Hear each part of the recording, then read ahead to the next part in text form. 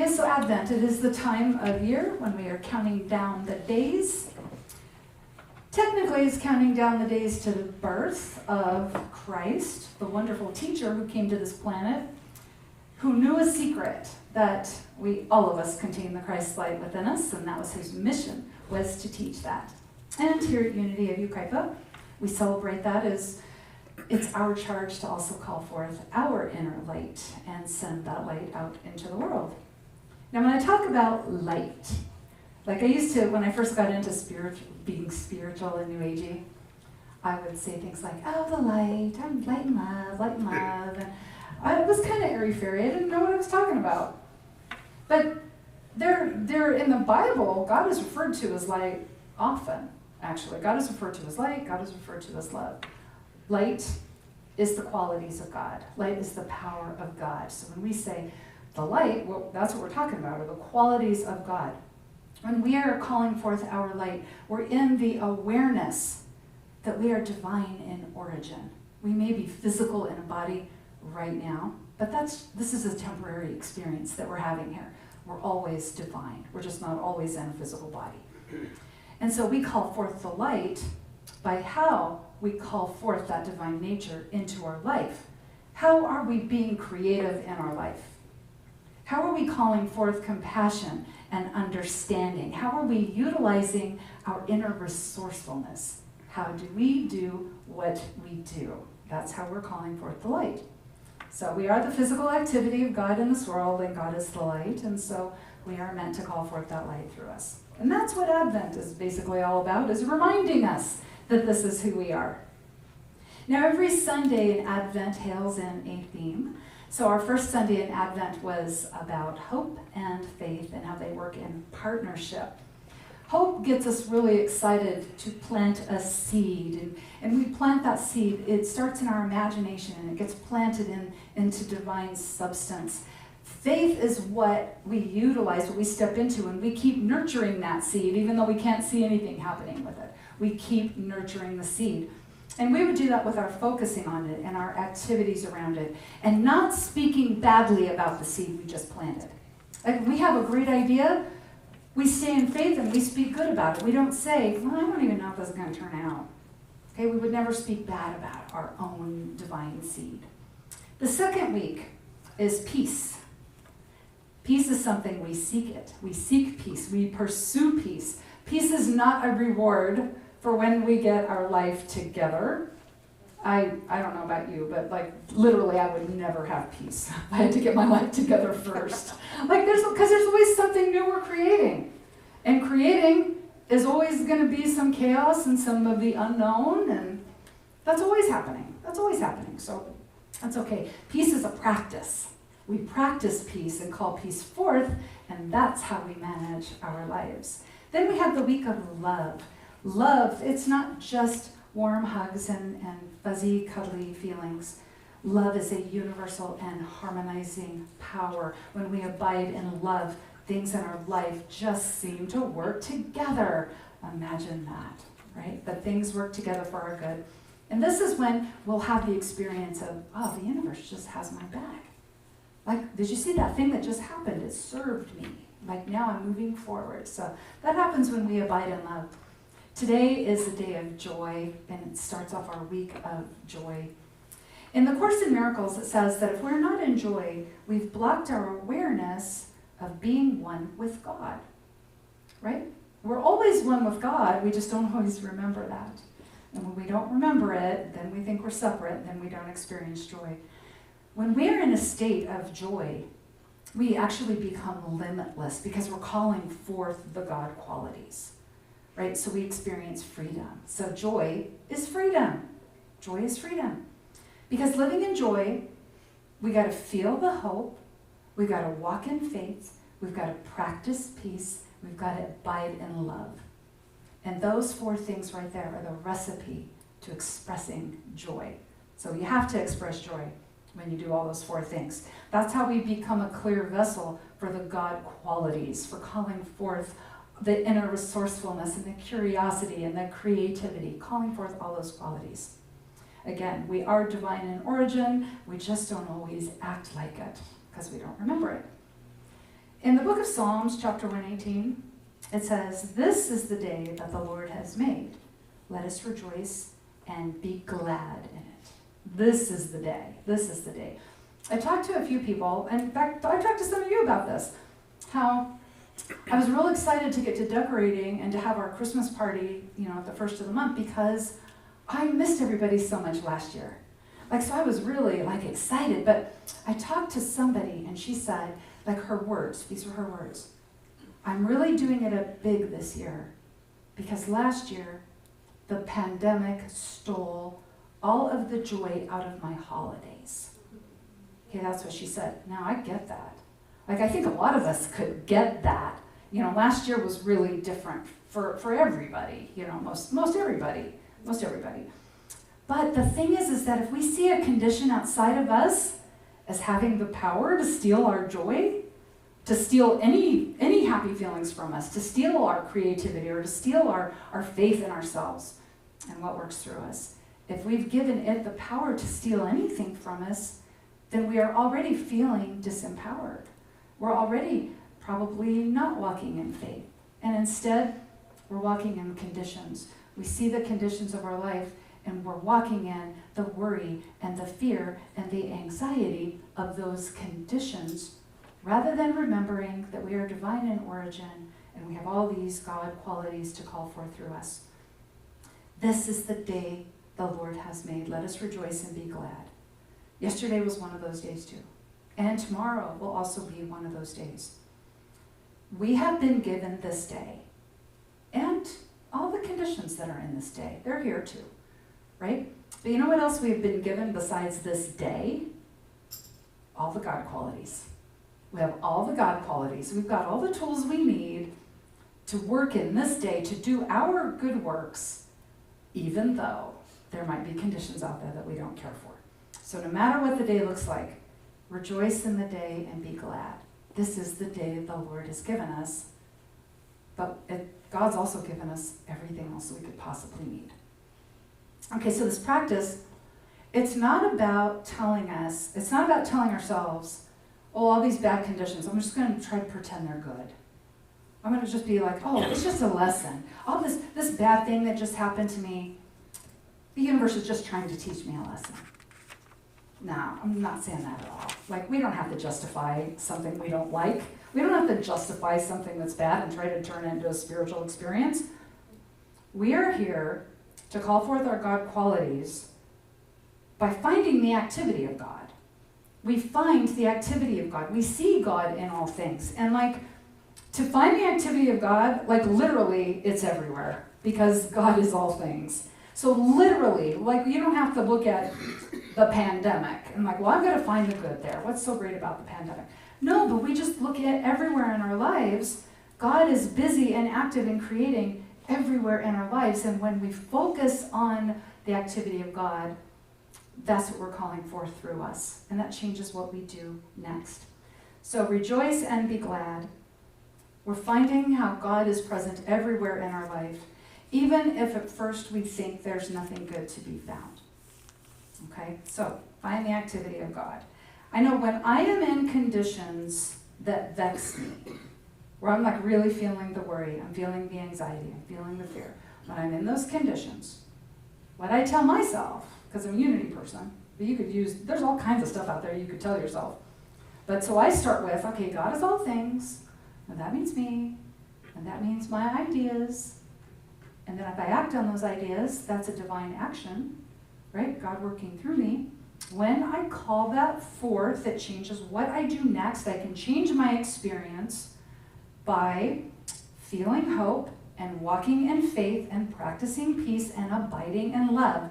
I change my experience when I do those four things, because those four things then create and call forth the joy through me. Through me, for me, as me. Okay, so when we are practicing those four things, what we do is we call forth something through us that's bigger than our perceptions of things. Everything, we perceive everything. Everything is perception. Even the good stuff, we're perceiving the good in that too. Because our vision's only this big. We literally, this is all we can see is right here. The other stuff we're guessing about. based on a past experience of ours, probably. So our perception will always be limited. But when we feel hope and we walk in faith and we practice peace and we abide in love, it doesn't matter what our perception is, because we're calling forth something bigger than those perceptions. We're calling forth something that contains solutions and ideas. We're calling forth something that will give us the next right thing to do so that we change what we're experiencing. Again, there will always be conditions in our life. There are always going to be things that we want to argue about, that we don't like. They're always going to be there. Okay, so to rejoice and be glad, for this is the day the Lord has made for us. We're rejoicing, even though there might be some stuff out there. And if we look at it too long, we want to argue about it. We just might. Okay, so we're rejoicing even though. Expressing joy in our life, this becomes our great work. I like work as a key word here. It really is. We're going to always be tempted by conditions that we don't like. We're always going to be tempted by conditions that we want to argue about, or maybe we'll have anxiety around them, or fear or worry, because our brain is wired for negativity. Our brain has a little thing in it. Now, seriously, it is. You walk out the front door, and this served our ancestors so well that you're actually here today. Because they walked out their cave door, and their brain, being wired for negativity, it saw the bear, it saw the saber-toothed tiger, it saw the dire wolf, and they went back into the cave. So it serves us, but now life is very different, and there's so much input out there, it's going to make us crazy. So we do. Our brain is wired so that when we step out the door, the first thing it's going to do is look for the thing that could eat us. Okay, look for the negative thing that we're going to fret about, worry about, have anxiety about, because it's just to keep us safe. That's all. So this is why it's work. We actually have to choose to focus on the good. We have to choose to decide, to repeat to ourselves, okay, yeah, when I get vexed, I will repeat this. Even I'm really worried right now, but I'm going to say it anyway. Even though I don't really like this and it's freaking me out, I'm going to say it. I'm going to say it in my head. Like in just a second, I'm just going to be upset. One more second. Okay, now I'm going to say it. God is all things, and that means me, and that means my ideas. And if I change what I am doing, if I decide now, okay, right this second, all right, I'm hopeless, and I'm scared, okay, no, I'm going to feel hope. I'm going to feel hope. I'm going to walk in faith. I'm going to practice peace. I'm going to abide in love. We have to choose to do that. Okay, so this is our great work. But it gives us the joy. Gives us the joy. We experience freedom. Our great teacher, Yeshua, he gave us a really, really simple directive to do so we can have this experience. It's like so simple. You're just going to be like, what? It is so simple. So this instruction, when we act on this instruction, it moves us into calling forth the good. It moves us into doing the next right thing. So here it is. It's from the book of John, chapter 16, verse 24. I'm reading a super short, simplified version of this verse. But if you would like to investigate this verse further, there's a previous translation that's not translated into our modern Bibles. And if you want to learn about that, you can read The Secrets of the Lost Mode of Prayer by Great Braden. But here's the verse.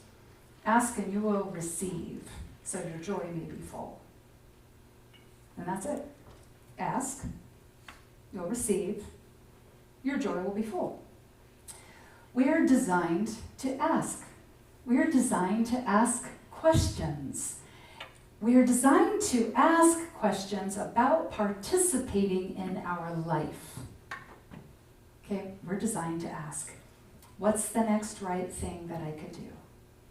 What can I do right now with what I've got? Okay, ask those kind of questions. Questions are door openers. When you ask a question like that, something in the environment is going to respond to you. Ask, and you will receive that your joy may be full. Okay, so we ask questions. Now, we might want to ask questions like I would ask, like, well, how can I be more prosperous? How can I have, like, more original ideas? How can I, support my health? Right? So we all have questions we could ask about what we want to do. How can I find my mission? How can I live my purpose? How can I bring more good into this world? We ask a question and then we will receive an answer, but that answer is going to be a directive. We have to act on that answer. And so, I may ask the question, this happened to me a while ago and I didn't like the answer I got. How can I be more prosperous? And then I got this idea, I should clean my closet out. I was like, I don't want to clean my closet. I want some kind of really cool idea. But the minute I do it, like all this money just comes into my life. It's like, no. So we ask a question, we receive an inspiration to do something next. We've got to act on that directive, right? Because then we want to ask the next question. All right, what can I do right now? Like, how can I do my best with what I've got? Right? And then we do whatever we're guided to do. We're always going to be guided to doing the next right thing for us. It may not happen, it's not going to happen probably in a way you're expecting. It's probably going to be way different than the answer you want. It's going to be way different. Okay, but this process, asking, receiving, and then acting, we do it over and over again. We ask, we receive, and then we act on the answer that we just received. It's through this process that we're calling forth our God-given abilities. It's through this process, then this is how God is working through us. Because there's so much happening, right? We're feeling joy because to do this, to ask a question and then receive the answer and then trust, have faith to act on the answer we just received, even though it seems weird and we don't know why it's going to help with why is cleaning my closet going to bring me prosperity? Like, I just don't even know. But remember, when we abide in love, love is the universal harmonizing power in our life. And so when we're following a divine directive, we may not know how things are working together for our good. So we just do what we're being guided to do by the universe. And that's why we're feeling the joy, because we have to feel hope and walk in faith and practice peace and abide in love to ever be willing to take action on that first directive we're given. If we're not doing those things, that directive's going to come at us and we're going to be like, that doesn't make any sense. I want a better directive. So I'm going to just wait. I'm just going to watch Netflix for a while and eat some cheesecake, and we'll see. We'll see what happens. So we've got to be able to feel hope, walk in faith, practice peace, abide in love, or we're not going to be participating with our life. All right. Now this is why you always hear, oh, it's not the destination, it's the journey. It's the journey. This is why we are designed to ask questions that help us participate with our life, and we're not designed to just ask for stuff. Because if we just ask for stuff and then we get it, we didn't go through the process of feeling hope and walking in faith and practicing peace and abiding in love. So we didn't call forth all the God qualities, and we didn't feel all the joy, and we weren't full of light and expressing light out into our life. We didn't go through any of that. And that's the best part of all of this. When we create something in our life and we get that thing, all that is a demonstration, a representation of all of the inner work that we did and all the joy that we experienced while we were doing all of that. And then you know what? You get your thing, and then you're like this. This is what I do. Oh, okay, what am I going to create now? What am I going to do now? Basically, as a soul using a physical body right here, to call forth our God qualities, we're always going to be in uncharted territory. So when we are feeling hope and walking in faith and practicing peace and abiding in love, it helps us not be scared in that uncharted territory. Because remember, our brain, it's wired for negativity. All this uncharted territory, the brain's going to be like, there could be dire wolves out here. There could be velociraptors out here. Okay, so we are designed to ask, but not ask for stuff. We're not also designed to ask, why? Why did this happen? Why do I always find myself in this situation? Why do I always end up right there? Because our brain, it's going to tell us why. Because, this thing happened in your life. And because you were born on the wrong side of the tracks. Because, you just don't have the luck that everybody else has. Because God doesn't favor you. the brain will find all kinds of sad responses to the question of why. It's not going to tell us the truth. It's just going to give us a sad response. We're designed to ask questions that allow us to participate in our life. That's what we are designed to do. So here is our call to action. And we'll just go ahead and do the affirmation. I discover joy by connecting with the light within me. Want to say that with me? I discover joy by connecting with the light within me. In the Course in Miracles, it says something really beautiful. They have a little section for Christmas time. The sign of Christmas is a star, a light in darkness. See it not outside yourself, but shining in the heaven within, and accept it as the sign the time of Christ has come. The time that light is lit up within us, which is all the time, actually. All the time. But we're recognizing it. You know, in the book of John, John's the one who starts talking about, well, in the beginning was the Word, right? He's kind of giving this little explanation, a little story about what happened, how the world came into being. And then he says that there's someone who's come into the world to share the light. And he says that Christ is the true light. Right? Christ is the manifestation of God through each of us. So he says that Christ is the true light, which enlightens everyone. We call forth that light, and we have the awareness of our divine origins. So we act in a way that honors the divine within us and the divine within other people. In the ministry of Teacher Yeshua, who was that light born into the world, teaching everybody that they are also that light born into the world, he says, you are indeed the light of the world. Let your light so shine before others, they will see the good that you can do, and they will glorify your Father in heaven. Your Father in heaven. He taught heaven was within us. Heaven is within us. Our Father within us is our indwelling spirit. So, when we are shining our light, remember that's being an example. We're being the brightest example that we can be. That's to shine our light. When we are shining our light, what we're doing is we're teaching that all this stuff works. Right? People see that. I mean, like if I see somebody who's really successful and they're also happy and they're also maybe a little bit of a philanthropist and kids love them and dogs love them, I'm going to be curious, like, what are you doing? What is it about you?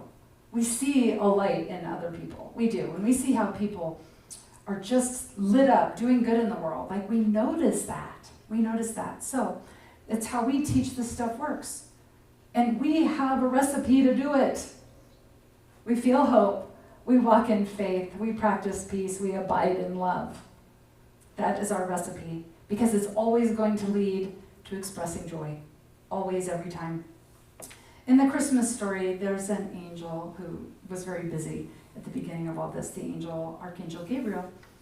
And he goes to the shepherds while they're watching their flocks by night, and he says, "Do not be afraid, for behold, I bring you glad tidings and great joy, which will be to all the world." Okay, do not be afraid. Do not be afraid.